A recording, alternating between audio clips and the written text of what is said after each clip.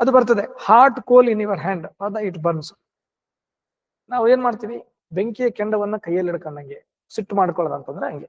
ನೋಡಿ, ಬಹಳ ಜನ, ಬಹಳ ಸಂಬಂಧಗಳು, ಸುಮಾರು ಸೋಲುಗಳು ಅವ್ರದ್ದು. 1832ರಿಂದ 1860, 30 ವರ್ಷಗಳ ಕಾಲ ಅವರು ಫೇಲ್ ಆಗಿದ್ದಾರೆ. ಓಕೆ, ಅದಕ್ಕೆ ಆಂಗರ್ ಅನ್ನುವಂಥದ್ದನ್ನ ಮ್ಯಾನೇಜ್ ಮಾಡ್ಬೋದು ನಾವಿಲ್ಲಿ, anger management. So when we have this one, anger also can be managed. Anger management, ಹೌದಾ, ಕೋಪವನ್ನ ನಿರ್ವಹಣೆ ಮಾಡ್ಬೋದು, ಆಂಗರ್ ಮ್ಯಾನೇಜ್ಮೆಂಟ್. ನೆಕ್ಸ್ಟ್, ಹೆಂಗ್ ಸಾಧ್ಯ ಇದು ಅಂತಂದ್ರೆ ಹೈ ಲೆವೆಲ್ ಎಮೋಷನಲ್ ಇಂಟೆಲಿಜೆನ್ಸ್. ನಾವು we can take the example of Gandhi, V can take the example of ತುಂಬಾ ಜನ. ನಾವು ನೋಡಿ, ಈ ಬೆಸ್ಟ್ ಎಕ್ಸಾಂಪಲ್ ಅಂದ್ರೆ Dinesh Karthik. India, there was no any lady IPS officer in India. First time she has become, and within a span of 2 years, she got a good name. Actually, she got good name. She has become very popularized. She got good name and fame in the society. It was completely indigestible to the higher authority. ಹೌದಾ? ಉನ್ನತ ಭಾವನಾತ್ಮಕ ಬುದ್ಧಿಶಕ್ತಿಯಿಂದಾಗುವ ಲಾಭಗಳು ಏನ್ ಕೆಲಸ ಮಾಡ್ತದೆ ಇದು? Number 1 ನೋಡಿ, ಏನ್ ಹೈಯರ್ ಲೆವೆಲ್ ಇದು?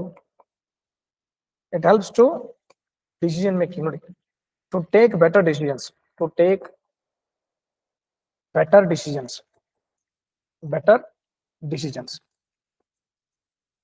R going to take decisions based on ethics. ಹೌದಲ್ರಿ? ಇಲ್ಲಿ ಎಥಿಕಲ್ ಡಿಸಿಷನ್ ಆಗ್ತವೆ, ಲೀಗಲ್ ಡಿಸಿಷನ್ ಆಗುತ್ತೆ. Legally, ethically we are going to take decisions. ಯಾಕೇಳ್ರಿ? Legally, ethically we can take decisions here. When we have high level emotional intelligence. When we have low level emotional, we are not going to take better decisions. We will take decisions not ethical to take better decisions. ಉತ್ತಮ ನಿರ್ಧಾರಗಳನ್ನು ತೆಗೆದುಕೊಳ್ಳಲು ಇದು ಸಹಾಯ ಮಾಡುತ್ತದೆ. ಉತ್ತಮ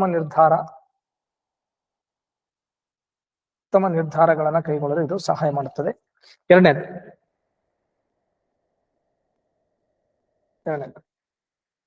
okay, yeah, to manage stress and pressure.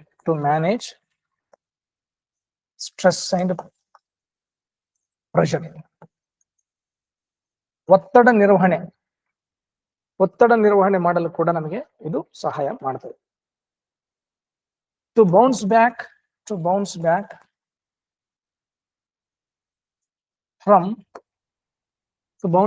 from setbacks and failures.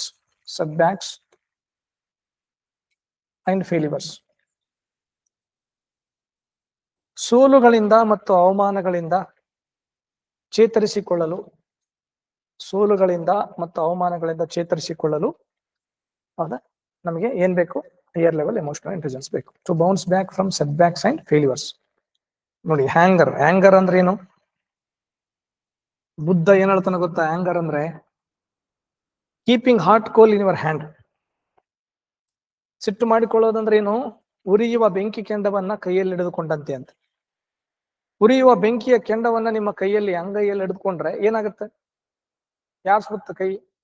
ಯಾವನ್ ಹಿಡ್ಕೊಂಡಿರ್ತಾನ ಅವ್ನ ಕೈ ಸುಡುತ್ತೆ. ಯಾವನ್ ಸಿಟ್ಟು ಮಾಡ್ಕೊಳ್ತಾನ ಅವನೇ. ಅದಕ್ಕಂತ ನೋಡು, ಸಿಟ್ಟಿನಲ್ಲಿ ಮೂಗ್ ಕೊಯ್ಕೊಂಡ್ರೆ ಮತ್ತೆ ಬರೋದಿಲ್ಲ ಅಂತ ಹೇಳ್ತಾನೆ. So thing is that anger is nothing but a hot coal in your hand. in hand. It burns.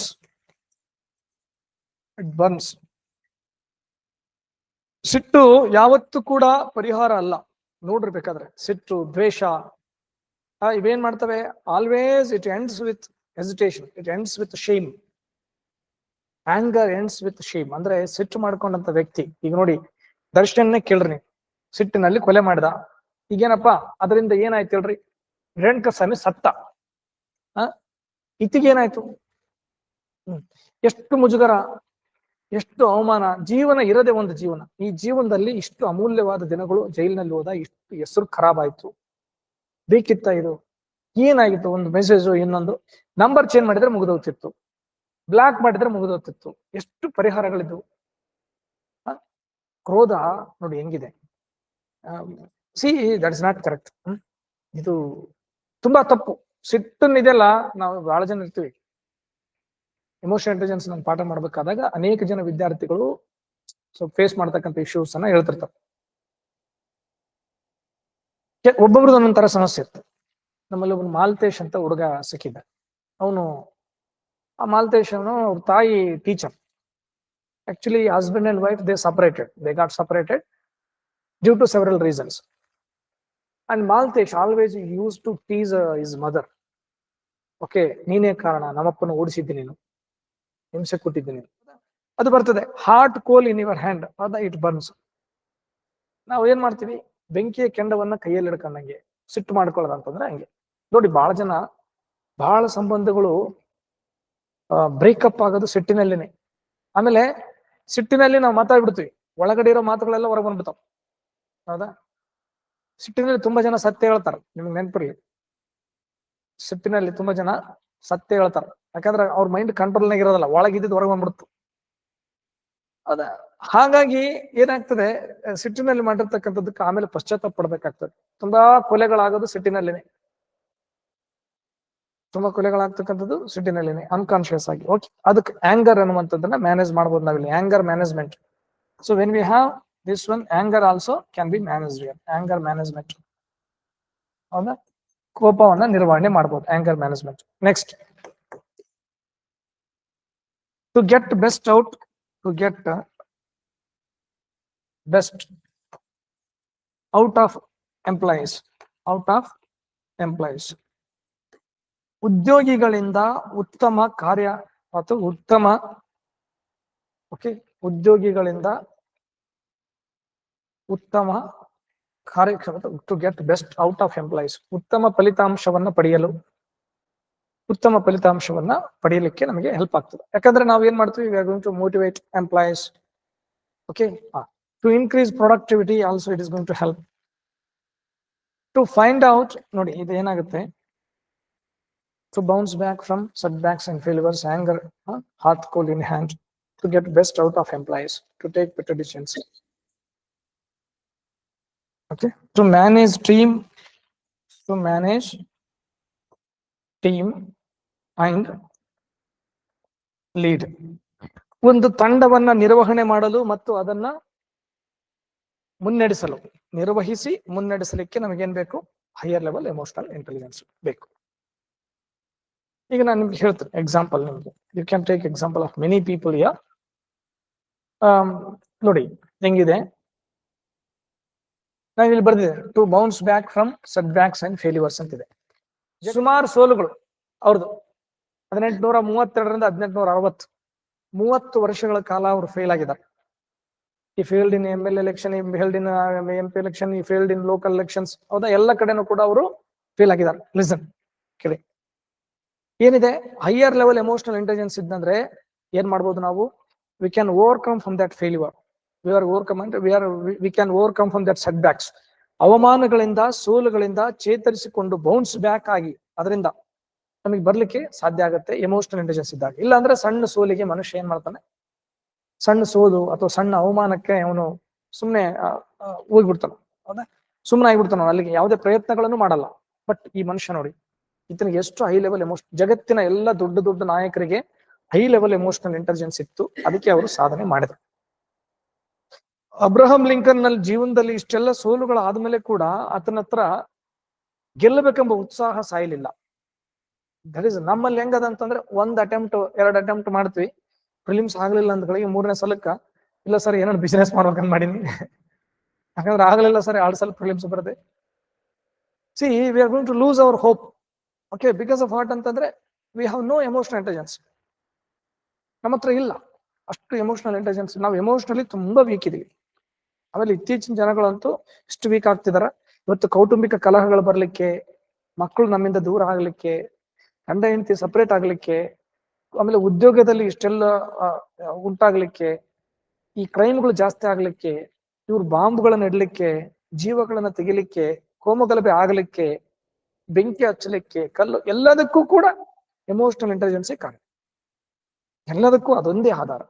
ಅವನು ಎಮೋಷನಲಿ ಏನಾದ್ರೂ ಇಂಟೆಲಿಜೆಂಟ್ ಆಗಿದ್ರೆ, he is not going to do all these things, he is not going to involve in any kind of these things.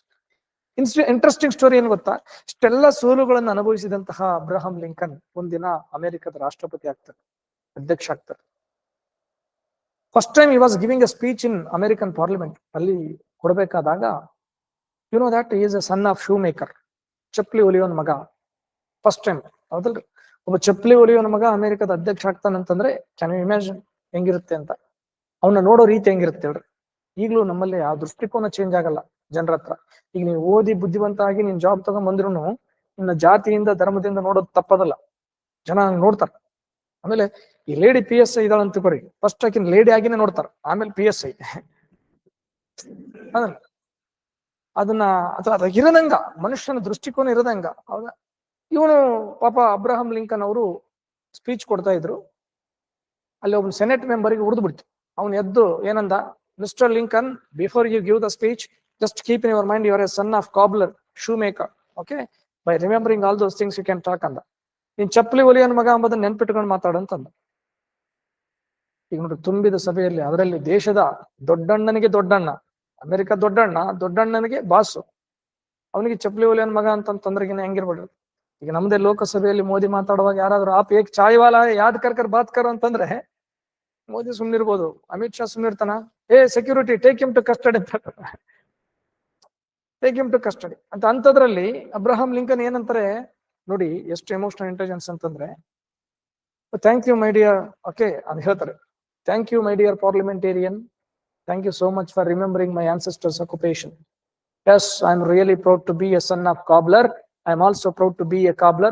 Even today also, if your shoes get any kind of repair, please bring to me, I will repair and give you back ಅಂತ ಹೇಳ್ತಾರೆ. ಇವತ್ತು ನಿಮ್ shoes ಏನಾದ್ರು repair ಬಂತಂದ್ರೂ ತಗೊಂಬ, ಮಾಡಿ ಕಳಿಸ್ತೀನಿ. ನನ್ನ ಕೆಲಸದ ಬಗ್ಗೆ ನನಗೆ ತುಂಬಾ ಹೆಮ್ಮೆ ಇದೆ, ಗೌರವ ಇದೆ. ಇವತ್ತಿಗೂ ನಾನು ಚಪ್ಪಲಿ ಒಲಿಯೋನ ಮಗ ಮತ್ತು ಚಪ್ಪಲಿ ಒಲಿಯೋನ್ ಅಂತ ತಿಳ್ಕೊಳಕ್ ಯಾವುದೇ ಸಂಕೋಚ ಇಲ್ಲ ಅಂತ ಹೇಳ್ತಾರೆ.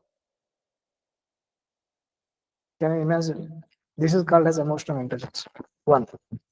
ಎರಡನೇದು ನೋಡಿ, ಇದು ಇದು ಇದು ಒಂದೇ ಅಲ್ಲ, ಇದು ಮಹಾನ್ ವ್ಯಕ್ತಿಗಳದ್ದು ಹೆಂಗಿರ್ತದೆ ಸ್ಟೋರಿ ಅನ್ನೋದಕ್ಕೆ ಇದೊಂದು example. Then you can take example of Kiran Bedi. Kiran Bedi, you know that Kiran Bedi first lady IPS in India. Kiran Bedi story ನೀವು ಗೂಗಲ್ ಮಾಡಿ ನೋಡಿದ್ರೆ ನೋಡಿ, what a emotional intelligence we can understand here. And the maximum people, the people who achieved a lot, they are the great souls. You know that they are with high level emotional intelligence. Because of that only they achieved lot of things in their life. Without emotional intelligence, there is no zero achievement. Zero. Nobody can achieve. Emotional intelligence illa antandre ಹಿಂಗೆ ಸಣ್ಣ ಪುಟ್ಟದ್ ಮಾಡಿ ಜೈಲಿಗೆ ಹೋಗ್ಬಿಡೋದು, ಇಲ್ಲ suicide ಮಾಡ್ಕೊಂಡು ಸತ್ತು ಬಿಡೋದು, ಇಲ್ಲ ಕೈ ಎಲ್ಲ ಸುಟ್ಕೊಳ್ಳೋದು, ಬರೆ ಎಳ್ಕೊಳ್ಳೋದು, ಬ್ಲೇಡ್ ತಂದು ಕೊಯ್ಕೊಳ್ಳೋದು, ಅಚ್ಚೆ ಹಾಕ್ಸ್ಕೊಳ್ಳೋದು, ಟ್ಯಾಟೋ ಹಾಕ್ಸ್ಕೊಳ್ಳೋದು, ಇವೆಲ್ಲ ಏನ್ ಲೋ ಲೆವೆಲ್ ಎಮೋಷನಲ್ ಇಂಟೆಲಿಜೆನ್ಸ್. ಅರ್ಥ ಆಗ್ತದ್ರಿ? ಟ್ಯಾಟೋ ಹಾಕ್ಸ್ಕೊಂಡು ಅಚ್ಚೆ ಹಾಕ್ಸ್ಕೊಂಡು 3 ವರ್ಷಕ್ಕೆ ಹೌದಲ್ರಿ ಸಪರೇಟ್ ಆಗಿ ಅದಕ್ಕೆ ಟ್ಯಾಟೋ ಹಾಕ್ಸ್ಕೋಬೇಕಾಯ್ತ. So these are the things we can understand here. You know, Kiran Bedi setbacks ಅಂತ ಹೆಂಗ್ ಬರ್ತದೆ ಕಿರಣ್ ಬೇಡಿ ಲೈಫ್ ಅಲ್ಲಿ. India, there was no any lady IPS officer in India. First time she has become, and within a span of 2 years, she got a good name. Actually, she got good name. She has become very popularized. She got good name and fame in the society. It was completely indigestible to the higher authority. ಯಾರು ಆಕಿನ ಮೇಲೆ ಅಧಿಕಾರಿಗಳಿದ್ರಲ್ಲ ಅವ್ರಿಗೆ ಯಾರಿಗೂ ಇದು ಸಹಿಸಲಿಲ್ಲ. ಅವ್ರಿಗೆ ತುಂಬಾ indigestion ಆಯ್ತು. ಆಹಾ, ಒಂದು ಹೆಣ್ಣು ಹಿಂಗ್ ಬಂದು ಇಷ್ಟೆಲ್ಲ ಆಗ್ಬಿಟ್ಲಲ್ಲ ಅಂತ. ಒಳ್ಳೆ ಕೆಲಸ ಮಾಡಿದ್ರೆ ನಮ್ಗೇನ್ ಸಿಗ್ಬೇಕ್ರಿ? ಅವಾರ್ಡು, ರಿವಾರ್ಡು, ಪ್ರಮೋಷನ್ ಸಿಗ್ಬೇಕು. ಬಟ್ ಇವ್ರಿಗೆಲ್ಲ ರಿವರ್ಸ್ ಸಿಗ್ತದೆ. ಅವ್ರು ಮಾಡಿದಂತ ಒಳ್ಳೆ ಕೆಲಸಕ್ಕೆ ಅವ್ರಿಗೆ ಟ್ರಾನ್ಸ್ಫರ್ ಸಿಕ್ತು. ಎಲ್ಲಿಗೆ ಟ್ರಾನ್ಸ್ಫರ್ ಮಾಡಿದ್ರು? ಇವ್ರು ಹಿಂಗೆ ಪಬ್ಲಿಕ್ ನಾಗಿದ್ರೆ she will become very popular ಅಂತೇಳಿ, she should not be in public, she should be transfer to the traffic. Traffic ನಾಗಿದ್ರೆ ಏನ್ ಸೇವೆ ಮಾಡಕ್ ಅವಕಾಶ ಸಿಗಲ್ಲ, ಶಿ ಕಾಂಟ್ ಬಿಕಮ್ ಪಾಪ್ಯುಲರ್ ಅಂತೇಳಿ ಶಿ ವಾಸ್ ಟ್ರಾನ್ಸ್ಫರ್ಡ್. ಟ್ರಾನ್ಸ್ಫರ್ ಆದ ಕೂಡಲೇ ಬೇರೆಯವ್ರಾದ್ರೆ ಏನಾಗಬೇಕು, ಮಾನಸಿಕವಾಗಿ ಕುಗ್ಗಿ ಬಿಡ್ತಿದ್ರು. But she did never became down. She worked with same enthusiasm and same zeal in traffic also. That time Delhi was facing lot of traffic issues and unwanted parking issues in Delhi. What she did, then she brought lot of changes in the traffic issues. First time in the history of Delhi, to stop this unwanted parking, she introduced cranes. By introducing crane, she lifted all the vehicles which are the parked unwantedly in the places where parking was banned. And by introducing cranes, she brought the issues all under the control. Within 6 months, again she has become very famous. She was, 6 ತಿಂಗಳಲ್ಲೇ ಆಕೆ ಹೆಸರು ಬಹಳ famous ಆಯ್ತು. ಏನಂತಾಯ್ತು ಅಂತಂದ್ರೆ, ಈಗ ಕಿರಣ್ ಬೇಡಿ ಹೆಸರನ್ನ TV ಮಾಧ್ಯಮಗಳು, ಪೇಪರ್ಗಳೆಲ್ಲ crane ಬೇಡಿ ಅನ್ನಕ್ start ಮಾಡಿದ್ರು. ಕ್ರೇನ್ ಬೇಡಿ ಅನ್ನಕ್ ಸ್ಟಾರ್ಟ್ ಮಾಡಿದ್ರು. ಆ ಒಂದು ಹೆಸರನ್ನು ಕೂಡ ಇವ್ರ ಕೈಯಲ್ಲಿ ಸಹಿಸಕ್ಕಾಗಲಿಲ್ಲ.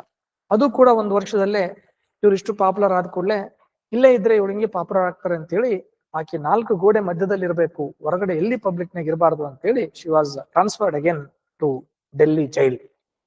ಡೆಲ್ಲಿಯಲ್ಲಿರುವಂತ ಜೈಲಿಗೆ ಟ್ರಾನ್ಸ್ಫರ್ ಮಾಡಿದ.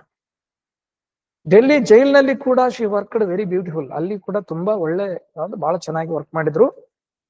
ಅಲ್ಲಿ ಕೂಡ ಒಂದ್ 2 ವರ್ಷ ಸರ್ವಿಸ್ ಮಾಡೋದ್ರೊಳಗಾಗಿ again she was transfer to the, ನೋಡಿ ಹೆಂಗಿದೆ, ಎಷ್ಟು ಕ್ರೂರ ಇದಾರೆ ಅಂತಂದ್ರೆ, one of the notorious jail, dangerous jail in India, that is Tihar jail. She was transfer to Tihar jail. ಕಾರಣ ಏನಪ್ಪಾ ಅಂದ್ರೆ ಅಲ್ಲಿ ರೇಪಿಸ್ಟ್ಗಳಿದ್ದಾರೆ, ಮರ್ಡರರ್ಸ್ ಇದಾರೆ. ಈಗೇನಾದ್ರೂ ಅಲ್ಲಿ ಬಾಲ ಬಿಚ್ಚಿದ್ರೆ, ಅವ್ರಿಗೇನಾದ್ರೂ ಬುದ್ಧಿವಾದ ಹೇಳಕ್ ಹೋದ್ರೆ ಶಿಲ್ ಬಿ ಅಟ್ಯಾಕ್ಡ್ ಆನ್, ನೋಡಿ she'll be attacked by them. ಆಕೆನ ಮೊದಲೇ ಹೇಳಿ ಲೇಡಿ, ಆಕೆ ಮೇಲೆ ಹಿಂಗಾಗ್ಲಿ ಅಂತೇಳಿ ಕೆಟ್ಟದ್ದನ್ನ ಬಯಸಿನೇ ಆಕೆನ ಅಲ್ಲಿ ಕಳಿಸಿದ್ರು. ಆದ್ರೂ ಕೂಡ ಆಕೆ ಎಲ್ಲಿ ಕೂಡ ಕಾಂಪ್ರಮೈಸ್ ಆಗ್ಲಿಲ್ಲ. ಯು ನೋ ದಟ್ ತಿಹಾರ್ ಜೈಲಲ್ಲಿ ವೆನ್ ಶಿ ವೆಂಟ್ ದೇರ್, ಬಹಳ ನೀವು ಅದನ್ನ ನೋಡ್ಬೇಕು, ಸ್ಟೋರಿ ಓದ್ಬೇಕು, ಹೆಂಗಿದೆ ಗೊತ್ತಾ, I can't explain in my words. ಅಂತ ಸಮಸ್ಯೆಗಳಿದ್ವು ಅಲ್ಲಿ ತಿಹಾರ್ ಜೈಲಲ್ಲಿ, ಅಂತ ಸಮಸ್ಯೆಗಳಿದ್ವು ಅಲ್ಲಿ ತಿಹಾರ್ ಜೈಲಲ್ಲಿ. She brought all those under control and she brought she introduced a number of rehabilitation activities. She started skill development training programs for them, and she started yoga sessions, pranayama sessions, meditation sessions to all the prisoners who are there in the jail. You know what kind of changes she brought because of her service, what she did in that jail. She got Rashtrapati award for that. ಆಕೆ ಮಾಡಿದಂತ ಜೈಲು ಸುಧಾರಣೆ, ಆಕೆಯನ್ನ ಜೈಲು ಸುಧಾರಣೆಗಳ ಪಿತಾಮಹ ಅಂತ ಕರೀತಾರೆ. These are reformers. Okay, she is the father of reformers in jail. Actually, ಪಿತಾಮಹ, mother ಅಂತ ಕರೀತಾರೆ. ಮದರ್ ಆಫ್ ಅಂತಂತಾನೆ ತಗೋರಿ, ಫಾದರ್ ಅಲ್ಲ, ಮದರ್, ಪಿತಾಮಹ ಅಂತ ಕರೀತಾರೆ. ಜೈಲು ಸುಧಾರಣೆಗಳ ಪಿತಾಮಹ. ಯಾಕೆ ಅಂತಂತಂದ್ರೆ ಆಕೆ ಆ ಜೈಲಿನಲ್ಲಿ ಆ ರೀತಿ ಬದಲಾವಣೆಗಳನ್ನ ತಂದ್ಲು, ಅದಕ್ಕೆ ರಾಷ್ಟ್ರಪತಿ ಅವಾರ್ಡ್ ಬಂತು. ಯೋಚನೆ ಮಾಡ್ರಿ, ಈಗ ಬೇರೆಯವರಾದ್ರೆ ಏನಾಗ್ಬಿಡ್ತಿತ್ತು, ಬರೀ ಟ್ರಾನ್ಸ್ಫರ್ ಮಾಡ್ತಾರ ಅಂತೇಳಿ ತಲೆ ಮೇಲೆ ಕೈ ಹೊತ್ಕೊಂಡು ಕೂತ್ಕೊಂಡ್ಬಿಡ್ತಿದ್ರು. ಹಂಗ್ ಮಾಡಕ್ ಬಿಡ್ಲಿಲ್ಲ. ಅಲ್ಲಿದ್ದಂತ ಜೈಲಿಗೆ ಖೈದಿಗಳನ್ನು ಕೂಡ ಮಾಡ್ಬೋದಾಗಿತ್ತು. ಅಂದ್ರೆ ಅದಕ್ಕಿದ್ದಂತದ್ ಕಾರಣ ಏನಪ್ಪಾ ಅಂತಂದ್ರೆ ಹೈ ಲೆವೆಲ್ ಎಮೋಷನಲ್ ಇಂಟೆಲಿಜೆನ್ಸ್ ಇತ್ತು, ಸೆಟ್ ಬ್ಯಾಕ್ಸ್ ಆಯ್ತು, ಫೇಲ್ಯೂರ್ಸ್ ಆದ್ರೂ ಕೂಡ ಶಿ ಅಗೇನ್, ಹೌದಾ, ಏನಾಯ್ತು, she again she worked there. So we can take example of many people here. Nelson Mandela ಅಂತ ಬರ್ತಾರೆ, ನೀವೆಲ್ಲ ಕೇಳಿರ್ಬೇಕು. Nelson Mandela, I heard the name of Nelson Mandela. Nelson Mandela, he was in jail for 25 to 26 years. Yes or no? Nelson Mandela 25-26 ವರ್ಷ ಅವ್ರು ಜೈಲ್ನಲ್ಲಿ ಇದ್ರು. 19 ವರ್ಷ ಅವರು ಒಂದು ನಟೋರಿಯಸ್ ಜೈಲ್ ಅದು, ಹೌದಾ. ಈ ಹೆಂಗಿತ್ತು ಜೈಲ್ ಅಂತಂದ್ರೆ, so this is the room, ಇದು ಬೇರೆ ರೂಮು, ಇನ್ನೊಂದು ರೂಮ್ ಇದೆ. ಒಂದು ಕಾಲ್ ಚಾಚ್ಕೊಂಡು ಮಲಕ್ಕಕ್ಕೂ ಜಾಗ ಇರಲಿಲ್ಲ ಅಲ್ಲಿ, ಅಂತ ಒಂದು ಸಣ್ಣ ರೂಮು. ಆ ಒಂದು ಜೈಲ್ ಸೆಲ್ ನಲ್ಲಿ ಅವರು ಇದ್ರು. ಸುಮಾರು 19 ವರ್ಷ ಜೈಲ್ನಾಗಿದ್ದು ಅಲ್ಲಿಂದ ಹೊರಗಡೆ ಬಂದ್ಮೇಲೆ, ನೋಡಿ ಇದು ರಾಬಿನ್ ಲ್ಯಾಂಡ್ ಅಂತೇಳಿ ಜೈಲ್ ಹೆಸರು, ರಾಬಿನ್ ಲ್ಯಾಂಡ್ ಜೈಲ್ ಅಂತ. ಆ ಜೈಲಿನಿಂದ ಹೊರಗಡೆ ಬಂದ ಮೇಲೆ stood in election and he has von in election. After winning he has become president of south Africa. After becoming president of South Africa, he called a dinner party for all the officers, senior officers who were there in the capital. ಅಲ್ಲಿರುವಂತ ಎಲ್ಲ ಹಿರಿಯ ಅಧಿಕಾರಿಗಳನ್ನ ಕರೆದಿದ್ರಂತೆ. ಕರೆದಾಗ ಎಲ್ಲ ಅಧಿಕಾರಿಗಳು ಬಂದು ಔತಣ ಕೂಟದಲ್ಲಿ ಭಾಗವಹಿಸಿ ಊಟವನ್ನ ಮಾಡ್ತಾ ಇರಬೇಕಾದ್ರೆ, everybody was enjoying that food, but one of the officer who was sitting at the front, he was not enjoying. Actually, he was completely scared. Okay, he was sweating, he was getting sweat, and he was not eating properly. Something, okay, some food is going inside, some food is falling on the plate. He was completely, totally confused and scared. It was observed by one of his friend, Nelson Mandela's friend, and he asked Nelson Mandela, who is that person? Okay, he is not comfortable with this party. Okay, he is not comfortable with this party, he is facing some issues.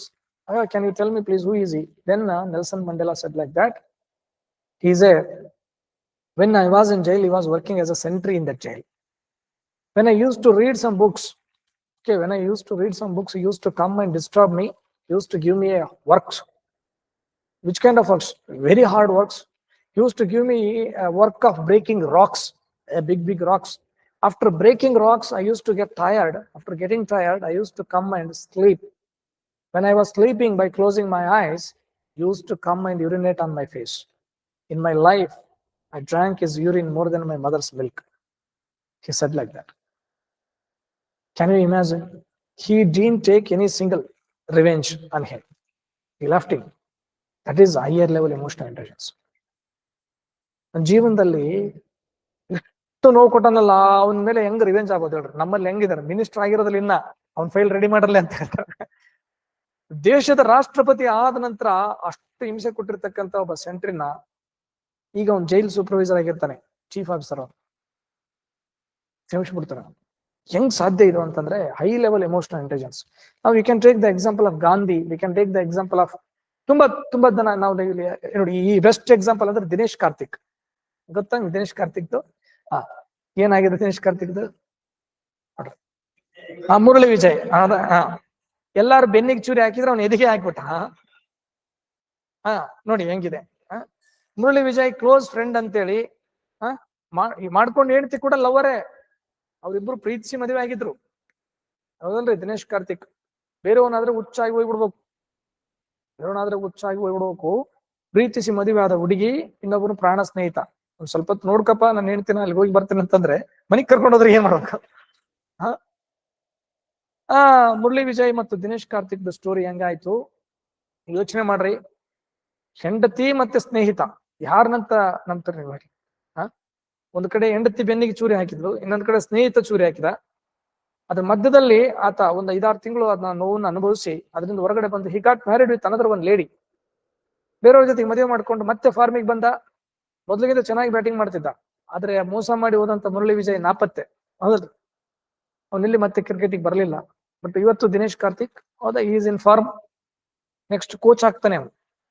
Next ಯಾವ್ದೋ ಒಂದು RCB ಗೆ coach ನೋಡಿ. Very good. ಹೌದಾ? This is an achievement. Emotional intelligence ಅಂದ್ರೆ example. ಆಮೇಲೆ ನಾವು emotional intelligence ಇನ್ನೊಂದು example best cricketer ಅಂತಂದ್ರೆ ಕ್ಯಾಪ್ಟನ್ ಕೂಲ್. ಯಾರು? ಮಹೇಂದ್ರ ಸಿಂಗ್ ಧೋನಿ. ನೋಡ್ರೆ 8 ವಿಕೆಟ್ ಹೋಗಿದಾವ, ಲಾಸ್ಟ್ ವಿಕೆಟ್ ಐತಿ, 6 ರನ್ ಹೊಡಿಬೇಕು, 3 ಬಾಲ್ ಅದಾವ ಅಂತಂದ್ರೆ ಬಾಲ್ ಸ್ಕಿಪ್ ಮಾಡ್ತಾನ ಅವನು. ಎಷ್ಟು ಎಮೋಷನಲ್ ಅಂದ್ರೆ ಅವನು ಮುಖದಲ್ಲಿ ಭಯ ಅನ್ನೋದೇ ಇರೋದಿಲ್ಲ. ಅವನು ಯಾವುದನ್ನು ಸೀರಿಯಸ್ ಆಗಿ ಆಡೇ ಇಲ್ಲ. ಸೊ ವಿಕೆಟ್ ಬಿದ್ದಾಗ್ಲೂ ಹಂಗೆ ಇರ್ತಾನ, ಸೆಂಚುರಿ ಹೊಡೆದಾಗ್ಲೂ ಹಂಗೆ ಇರ್ತಾನ. ಹೌದಾ? ಹಿಂದೆ ನಾವು ಇದನ್ನ ಕರಿತೀವಿ ಸೌರವ್ ಗಂಗೂಲಿ ದಾದಾ.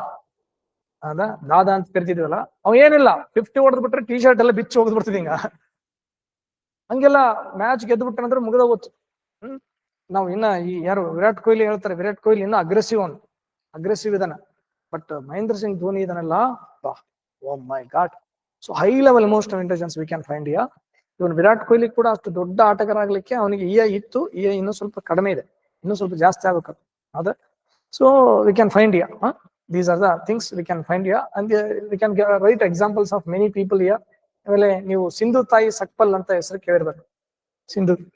ಸಿಂಧು ತಾಯಿ ಸಕ್ಪಲ್ ಪದ್ಮಶ್ರೀ ಅವಾರ್ಡ್ ತಗೊಂಡಿದ್ರು, ಅವ್ರದ್ದು example. We can write Gandhi example.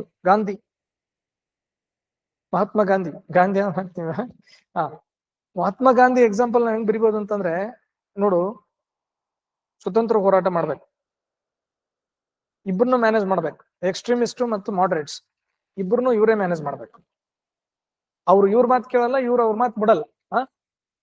ಎರಡನ್ನೂ ಕೂಡ ಮ್ಯಾನೇಜ್ ಮಾಡ್ಬೇಕಾಗಿತ್ತು. ಇದ್ರ ಮಧ್ಯದಲ್ಲಿ ಮೊಹಮ್ಮದ್ ಅಲಿ ಜಿನ್ನಾ ಏನಂತಂದ, ನಮ್ಗೆ ಸಪರೇಟ್ ನೇಷನ್ ಬೇಕು. ಅಲ್ಲಪ್ಪ, ಮೊದಲು ಸ್ವತಂತ್ರ ತಗೋಣ, ಆಮೇಲೆ ನಾವು ಹಂಚ್ಕೊಳ್ಳೋಣ ಅಂತಂದ್ರೆ ಇಲ್ಲಿಲ್ಲ, ಮೊದ್ಲು ಹಂಚ್ಬಿಟ್ಟು ನಮಗ್ ಕೊಡ್ರಿ. ಸ್ವತಂತ್ರ ಬರೋದಕ್ಕಿಂತ ಮುಂಚೆನೆ ನಮ್ಗೆ ಹಂಚಿ ಕೊಡ್ರಿ. ಅದಕ್ಕೆ ನೋಡ್ರಿ, ಮೊದಲು ಪಾಕಿಸ್ತಾನಕ್ಕೆ ಸ್ವತಂತ್ರ ಕೊಟ್ಟು ಆಮೇಲೆ ಭಾರತಕ್ಕೆ ಸ್ವತಂತ್ರ ಕೊಟ್ರು. ಒಂದ್ ಕಡೆ ಧರ್ಮ. ಈಗ ನೋಡ್ರಿ, ಯೋಚನೆ ಮಾಡ್ರಿ, ಗುಜರಾತಿಗಳ ಬಗ್ಗೆ ಇಷ್ಟೊಂದು ಅಸಹನೆ ಇದೆ ಈ ಭಾಗದಲ್ಲಿ. ಇವತ್ತು ಯಾರು ಗುಜರಾತಿಗಳನ್ನ ಅಷ್ಟು ಎಂಟರ್ಟೈನ್ ಮಾಡಲ್ಲ. ಆಮೇಲೆ ಹಿಂದಿ ಮಾತಾಡ್ತಾರಂದ್ರೆ ಹಿಂದಿ ಇಂಪೋಸಿಷನ್ ಅಂತಾರ. ಅವತ್ತು ದೇಶದ ಸ್ವಾತಂತ್ರ್ಯ ಹೋರಾಟವನ್ನು ಒಂದುಗೂಡಿಸಿದ್ದು ಹಿಂದಿ. ಹೌದಾ? ಗಾಂಧಿ ಒಬ್ಬ ಗುಜರಾತಿ. ಈಗ ಬ್ರಾಹ್ಮಣರ ಬಗ್ಗೆ ಇಷ್ಟೊಂದು ಅಸಹನೆ ಮತ್ತೆ ಇನ್ನೊಂದು ಬರ್ತದೆ. ಹೌದಾ? ಅದರಲ್ಲಿ ಅದೇ ಕ್ಯಾಸ್ಟ್ ಅಲ್ಲಿ ಬರ್ತಕ್ಕಂತ ವ್ಯಕ್ತಿ ಗಾಂಧಿ. ಹೌದಾ? ಬನಿಯಾ ಅದರಲ್ಲೇ ಬರ್ತಾನೆ. ಹೌದಾ? ಮೇಲ್ಜಾತಿ ಮತ್ತೆ ಹಿಂದುತ್ವದಲ್ಲಿ ನಂಬಿಕೆ ಇಟ್ಟಂತವನು ಗಾಂಧಿ. ಎಷ್ಟು ವಿರೋಧಗಳು ಬಂದಿರ್ಬೋದು ಗಾಂಧಿ ಬಗ್ಗೆ. ಆಮೇಲೆ ಗಾಂಧಿ ಬ್ಯಾರಿಸ್ಟರ್, ಎಲ್ಲಾ ಇತ್ತು ಗಾಂಧಿ ಹತ್ರ, ಕೋಟ್ ಇತ್ತು, ಎಲ್ಲ ಇತ್ತು. ಪಂಜೆ ಹಾಕೊಂಡು ಬರೀ ಮೈಲಿ ಅಡ್ಡಾಡ್ತಿದ್ದ. ಎಷ್ಟ್ ಜನ ಅಂದಿರ್ಬೋದು, ಎಷ್ಟು ನಾಟಕ ಮಾಡ್ತಾನ ನೋಡಿ. ಕೋಟ್ ಐತಿ, ಬೂಟ್ ಐತಿ, ಎಲ್ಲ ಐತಿ, ಸುಮ್ನೆ ಹಿಂಗ್ ಬರ್ತಾನ. ಅಂದಿರ್ತಾರಲ್ಲ, ಅಂದಿರ್ಲಿಕ್ಕಿಲ್ಲ. ಹೌದಾ? ಉತ್ತರ ಭಾರತದವರ ಬಗ್ಗೆ ನಾವ್ ಇಷ್ಟೆಲ್ಲ ನಿರ್ಲಕ್ಷ್ಯ ಮಾಡಿ ಮಾತಾಡಿ ಇವತ್ತು ಎಷ್ಟು ಮಾತಾಡ್ತಾರೆ. ಉತ್ತರ ಭಾರತದ ಅಟ್ಟಹಾಸ ಅಂತ ಹೇಳ್ತು ನಾವು. ಗಾಂಧಿ ಉತ್ತರ ಭಾರತೀಯ, ಗಾಂಧಿ ಗುಜರಾತಿ, ಗಾಂಧಿ ಅಪ್ಪರ್ ಕ್ಯಾಸ್ಟ್, ಗಾಂಧಿ ಸನಾತನಿ. ಹೌದಾ? ಎಷ್ಟರ ಮಟ್ಟಿಗೆ ಗಾಂಧಿಗೆ ಬಂದಿರ್ಬೋದು. ಮತ್ತೆ ಅದನ್ನೆಲ್ಲವನ್ನ ಮೆಟ್ಟಿ ನಿಂತು ಗಾಂಧಿ ಕೊನೆ ತನಕ ಹೋರಾಟದಲ್ಲಿ ಉಳಿದಿದ್ದ ಅಂತಂದ್ರೆ ಎಷ್ಟು ಹೈ ಲೆವೆಲ್ ಎಮೋಷನಲ್ ಇಂಟೆಲಿಜೆನ್ಸ್ ಇತ್ತು. ಇದ್ರ ಮಧ್ಯದಲ್ಲಿ ಜಾತಿ ಜಾತಿ ಜಾತಿ ಬಂದ್ಬಿಡ್ತಿದ್ರಲ್ಲಿ. ಭಾಷೆ ಮತ್ತೆ ಹಿಂದಿ ಮಾತಾಡಿದ್ರೆ ಆಗೋದಿಲ್ಲ ಇವಾಗ. ಏನ್ ಹಂಗೆ ಇವ್ರು ಕನ್ನಡ ಹುಟ್ಟಿ ಕನ್ನಡದಲ್ಲೇ ಬೆಳೆದು ಕನ್ನಡ ಕುಟ್ಟಿ ಮಾಡ್ಯಾರ ಅನ್ನೋ ಲೆಕ್ಕಕ್ಕೆ ಇರ್ತಾರ. ಇವ್ರ ಮಕ್ಕಳಲ್ಲಿ ಇಂಗ್ಲಿಷ್ ಮೀಡಿಯಂನಾಗ ಓದ್ತಿರ್ತಾರ. ಹೌದಲ್ಲ?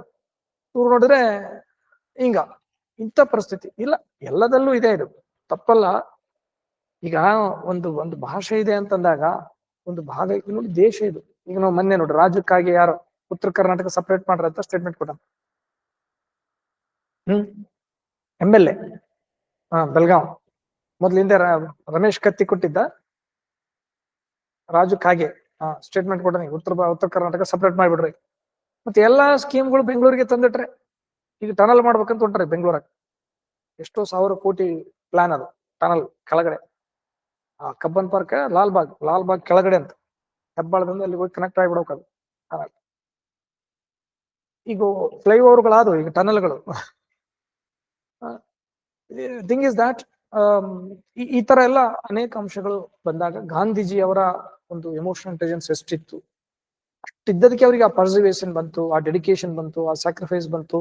ಈ ಎಮೋಷನಲ್ ಇಂಟೆಲಿಜೆನ್ಸ್ ಇದ್ರೆ ಎಲ್ಲವೂ ಸಾಧ್ಯ ಅನ್ನೋದಕ್ಕೆ ಇದೊಂದು ಎಕ್ಸಾಂಪಲ್.